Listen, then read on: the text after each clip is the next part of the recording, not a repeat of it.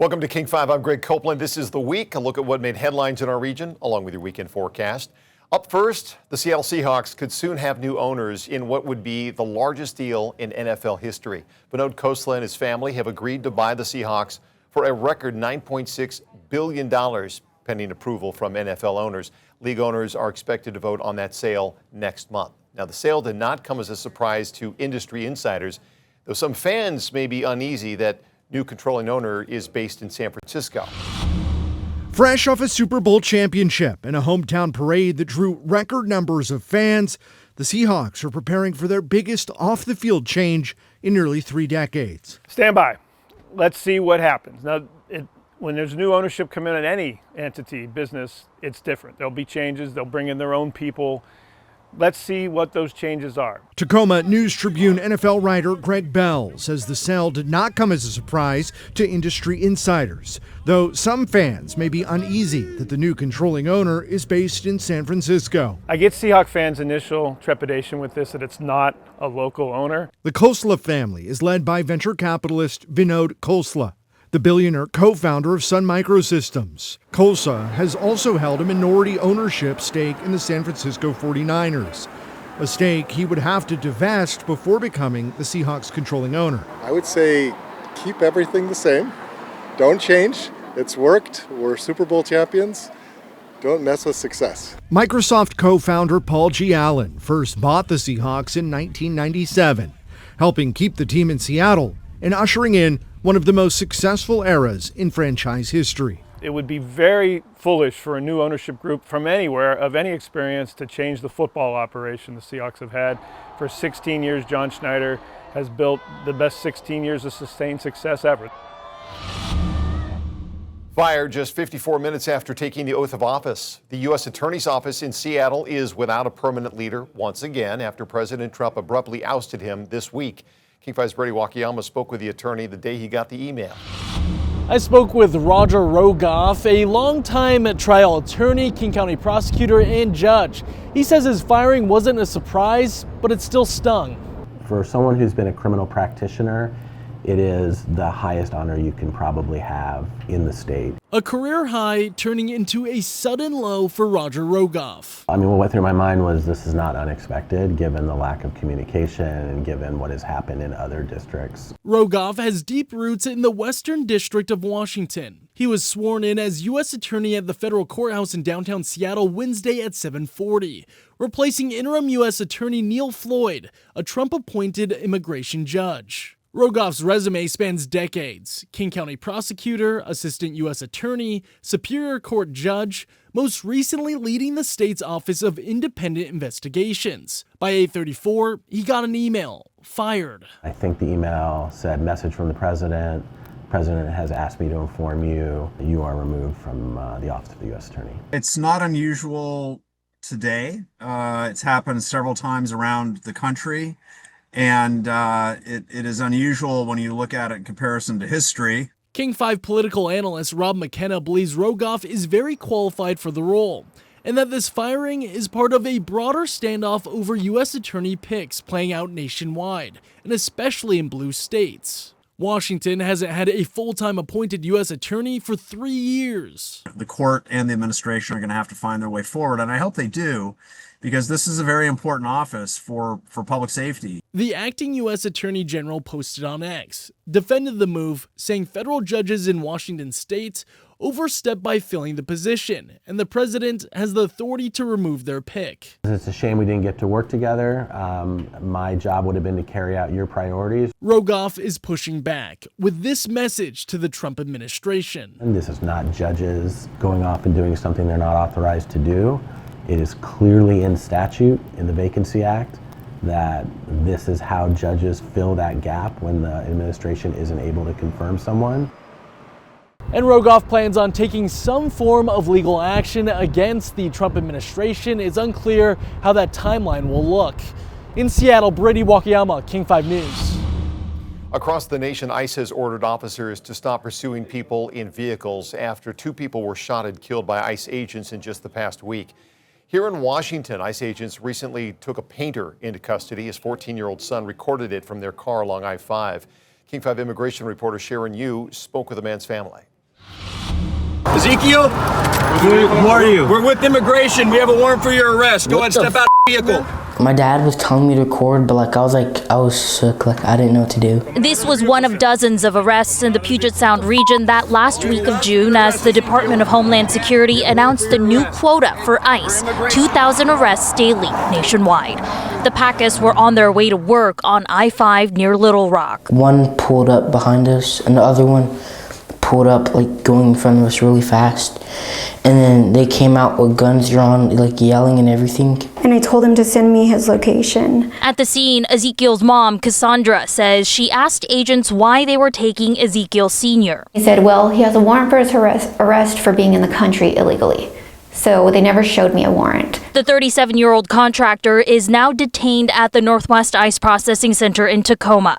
Cassandra says given ICE has killed 2 people in the last week, she's finding reasons to be grateful even in this situation. Every time I speak to my husband, the day that he was detained, and every opportunity I get, I tell him, I'm just so lucky they took your body physically away from us, but they did not take your life. As for her kids, she says all 4 of them are struggling, even though they're all U.S. citizens. Nothing's going to happen to us, but we're just living in a constant state of fear after this happened. 1, being alone by myself with all the kids.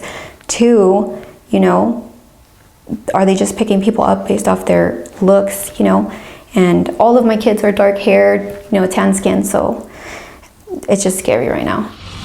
Seattle police are pointing to new signs of progress in the fight against crime as shootings and homicides drop sharply.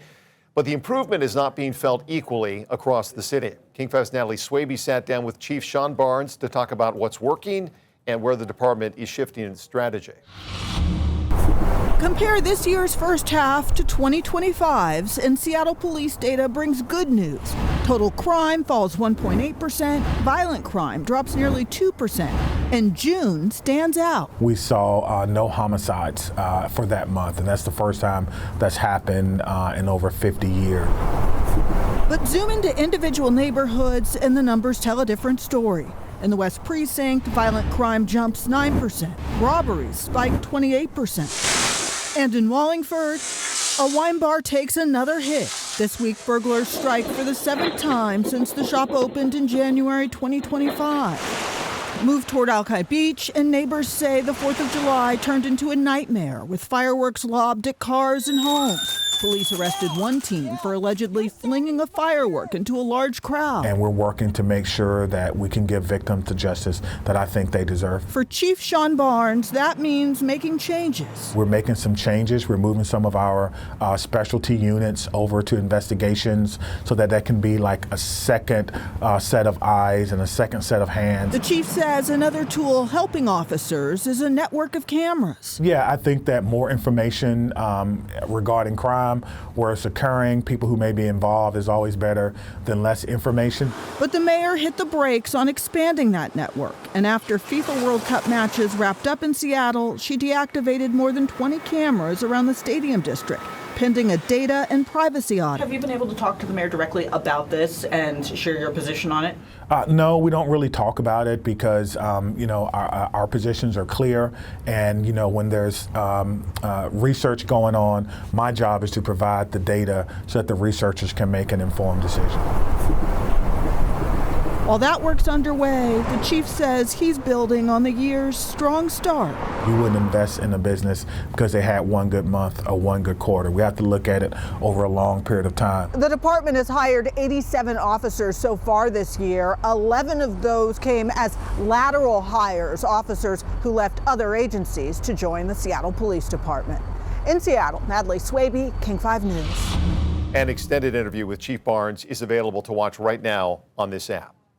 Well, as Boeing works to get new MAX models into service, it's also putting its next generation 777 through years of extreme testing. One airplane in Everett will never carry any passengers. Instead, engineers are bending and stressing that plane to see how it holds up over time. King 5's Bridget Chavez got an exclusive look inside. Here in Everett, Boeing is doing something that most people never get to see. This 777-9 will never carry passengers. Instead, it's built to be tested. Engineers will spend years pushing this to its limits to understand how it'll hold up over decades of flying. Every few minutes, this airplane lives through another flight. Not in the sky, but right here at Boeing's fatigue test facility. We cycle the airplane just like what you'll see in a flight. More than 190 hydraulic load systems push and pull on the aircraft, bending the wings, moving the tail, flexing the fuselage, and simulating what happens when a flight climbs to cruising altitude. Just like when you take off, you pressurize the fuselage, and so that's what's happening. That's what you're hearing. Each time, Boeing takes the airplane through an entire simulated flight. That can take as little as 5 minutes or last an entire day. A full ground air ground cycle. So that's everything from taxiing from the gate to cruise to landing and taxiing back at the gate again. Tricia Lacaw is the head of Boeing's 777-9 program. So far, she says this airplane has already completed more than 63,000 simulated flights, more than one full lifetime, on its way to 120,000, equivalent to more than 3 lifetimes of testing. So engineers can find problems here before the 777-9 ever carries passengers.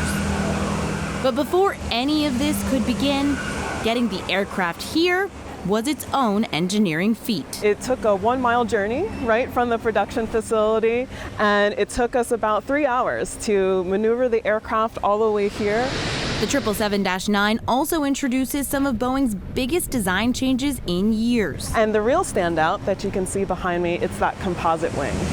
At 235 feet, it's the largest wing Boeing has ever built. You said the last 11 feet is like the star of the show. Yeah, so you can see, you see the access holes, right? Yeah. And then where they stop, that last 11 feet, that's our folding wingtips there. They fold up while the airplane is at the gate, so airports don't have to rebuild existing infrastructure. Do you feel like this is going to change the way commercial aircraft is with that folding mechanism? Absolutely, because it's a huge benefit to be able to capture that larger wing in flight because you gain so much from an aerodynamic benefit as well as fuel efficiency.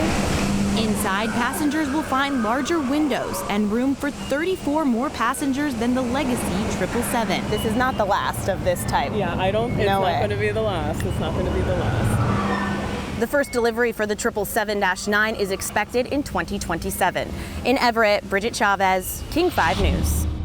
A concerning pattern continues for gray whales along our coast. Even after the peak period for strandings, researchers say this year's deaths remain unusually high, and the numbers are nearing the record that was set back in 2019. King 5's Madeline Carter explains. In Seattle, whales are everywhere. Not always in the water, When you get over to that Olympic Peninsula, that's where you see a lot of the whales. but in the way this city sees itself. As a Seattleite, that's a huge part of our identity here. Max Jones has spent years around these majestic mammals. I was able to touch the whale, and its eye was right there just looking right up at me. And I was just like, oh, I'm never going to forget this moment ever. That's the kind of experience people here hope for. But this year, we've been telling a very different story. Since March, gray whale carcasses have been washing ashore, one after another. For a state that treasures its whales, this year's death toll has been especially difficult to watch. And now researchers say this is no longer just a troubling trend. It's something that now carries a familiar designation. NOAA has a designation. They call it an unusual mortality event when strandings exceed normal levels. The last time NOAA made this declaration was in 2019, after a record number of gray whales died in Washington. That event ended in 2023, but the die-off continued. We never really saw a full bounce back we never saw strandings recover to normal levels. As of June 16th, 30 gray whales have died this year, just 5 shy of the 2019 record. Cascadia Research Collective says the population has dropped by more than half in the last 7 years. I was very surprised when I was told that. And like I said, I'm very sad to hear that kind of news. How long this will continue is one of the big things I'm worried about. Researchers point to changing conditions in the Arctic as one possible factor. Whales help define Washington. Now, the people who study them say it's our turn to define what happens next. We need to protect them. Environmentalists needs to step up.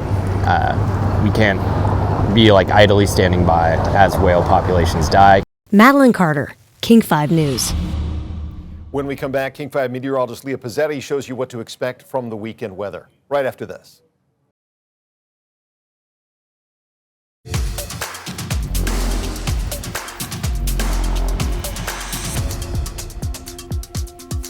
Hey there, everybody. Happy weekend to you. I'm King 5 meteorologist Leah Pizzetti. It is shaping up to be a spectacular weekend, so everybody should get out and enjoy it. We definitely had an exciting week, but things are calming down now. But let's do a quick little recap of what we observed on Thursday. It was really the exciting day for us. We had a low pressure system that moved through the region, and it brought thousands of lightning strikes. Things are calming down now, though, and we're settling into a pattern that is going to bring morning clouds to afternoon sun for a couple days before high pressure starts to build in and clear skies completely. So no more morning clouds as we head into next week. We do have a couple watches, warnings, and advisories that we're watching across the Northwest.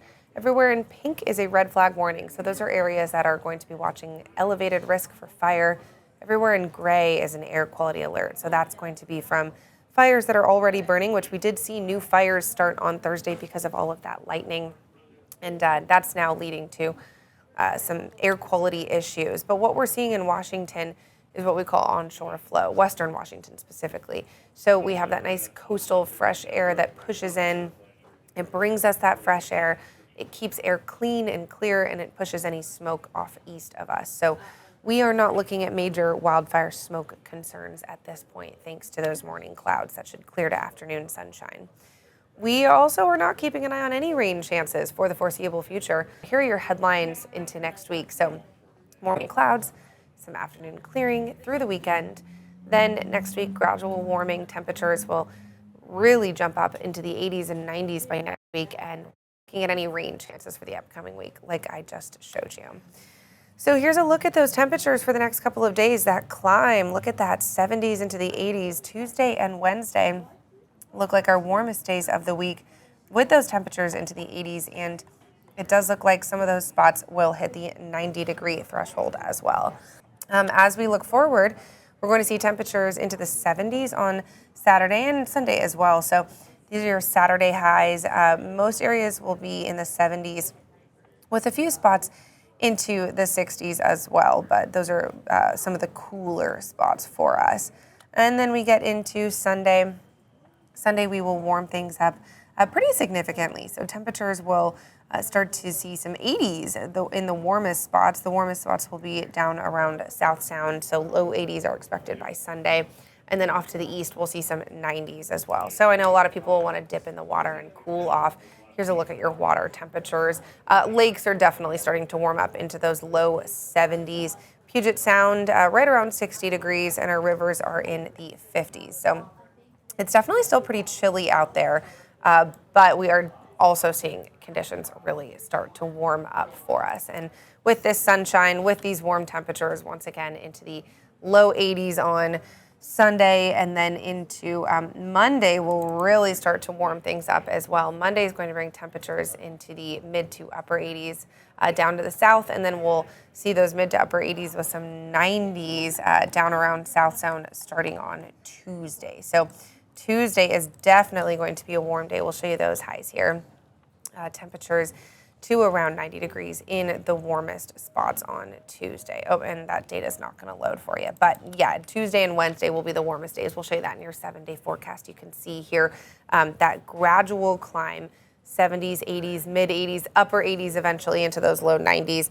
And one of the things that we'll discuss as we get into next week, no official alerts have been issued for next week. It's still a bit too far out, but I would not be surprised if we start to see some of those watches, warnings, and advisories that involve both heat risk, maybe a heat advisory because of the impacts this could have on your health, but then also fire alerts, possibly a red flag warning because of how dry and warm conditions will be out there. So those are things we will monitor as we look forward into the next couple of days. But definitely summer is here. This is summer-like weather. It's warm, it's sunny, and sunsets are still in the 9 p.m. hour, just a little bit longer. Our final 9 p.m. sunset of the year is on Saturday. First 8 p.m. sunset of the year is on Sunday in the 8 p.m. hour, of course. So still long days. We still have that lovely sunshine, but we're definitely seeing the times change, the summer progress. That's a look at your King 5 forecast with the King 5 weather team as we continue to bring you the very latest, and have a great weekend, everybody.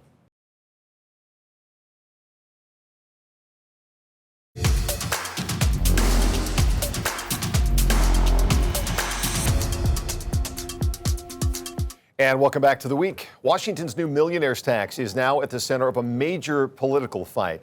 Governor Bob Ferguson argues the money will help support schools and working families, but opponents say the tax is unconstitutional. As King 5's Alex McClune reports, billions of dollars in state revenue are at stake. From small business owners to students, dozens gathered to launch the No 645 campaign, an effort to defeat the initiative that would repeal Washington's millionaire's tax. I do think it's a critical junction for the future of our state.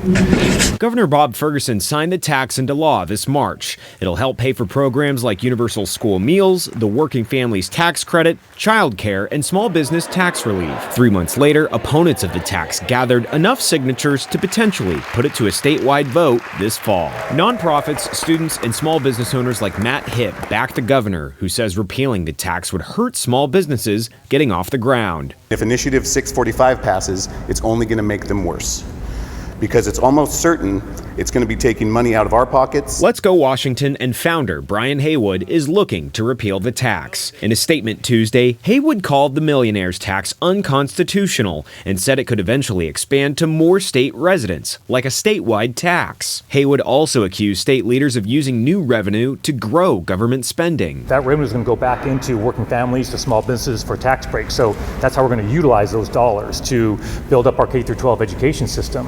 So that's our promise. Washington State's a great place to be a tech worker. The 9.9% tax applies to annual household income above $1 million starting in 2028 for people like Brian Kirshner. The tech executive who wrote an op-ed in the Seattle Times says he plans to pay up and believes the tax is worth every penny. $1,500 doesn't make a difference in my wife's life.